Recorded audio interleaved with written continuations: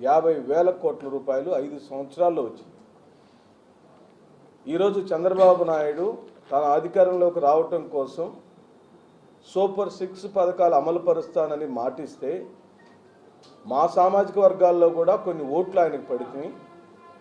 ఓట్లు వేసినా ఏకపోయినా రాజ్యాధినేతగా పరిపాలకుడుగా ఈ సామాజిక వర్గానికి రావాల్సిన 50,000 కోట్ల రూపాయల నిధులు దాన్ని ఓ సంవత్సరానికి విభాగిస్తే 10,000 కోట్ల రూపాయల డబ్బులు మాలా మాదిగా రెల్లి కులస్తులకు చంద్రబాబు నాయుడు బాకీ పడ్డాడని చెప్తున్నారు.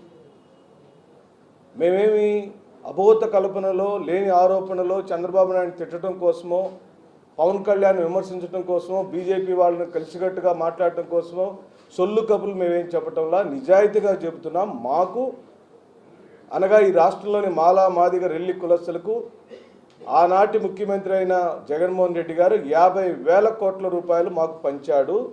దానిలో ఒక సంవత్సరం యొక్క భాగం 10,000 కోట్ల రూపాయలు. ఆ 10,000 కోట్ల రూపాయలు ఈ రోజున చంద్రబాబు నాయుడు ఇవ్వలేదు. పెన్షన్లు పెంచాను అంటున్నాడు, దానిలో మాకు కోత పడింది. జగన్మోహన్ రెడ్డి గారు ఇచ్చిన పెన్షన్లో కోత కోసాడు. సిలిండర్లు ఇస్తానని మోసం చేశాడు. ఆ సిలిండర్లలో అత్యధిక మంది లబ్ధిదారులు మా మాలామాదిగా రెల్లి కులస్తులే ఉంటారు. ఈరోజు నువ్వు ఆర్టీసీ బస్ అంటున్నావు. నేను అడుగుతున్నా చంద్రబాబు నాయుడిని, తెలుగుదేశం పార్టీ నాయకులను, నాకు తెలిసినంత వరకు మీకు కూడా తెలుసు మిత్రులారా, ఏ మాలా మాదిగ కులస్తులు రెల్లి కులస్తులు రోజు ఆర్టీసీ బస్సు ప్రయాణం చేయరు.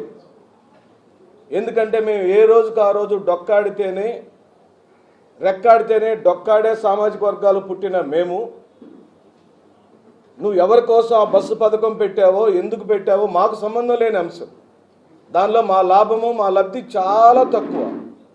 ఓ క్రిస్మస్ వచ్చినప్పుడు, జనవరి 1 వచ్చినప్పుడు, సంక్రాంతి వచ్చినప్పుడు, మా ఇళ్లలో పెళ్ళైనప్పుడు, లేదా ఓ చావు కబురు వచ్చినప్పుడు ఆ పక్క ఊరికి వెళ్ళి వస్తాం తప్పించి రోజు ఆర్టీసీ బస్సు ఎక్కేవాళ్ళు మేము కాదు. దాంట్లో మా భాగమే లేదు.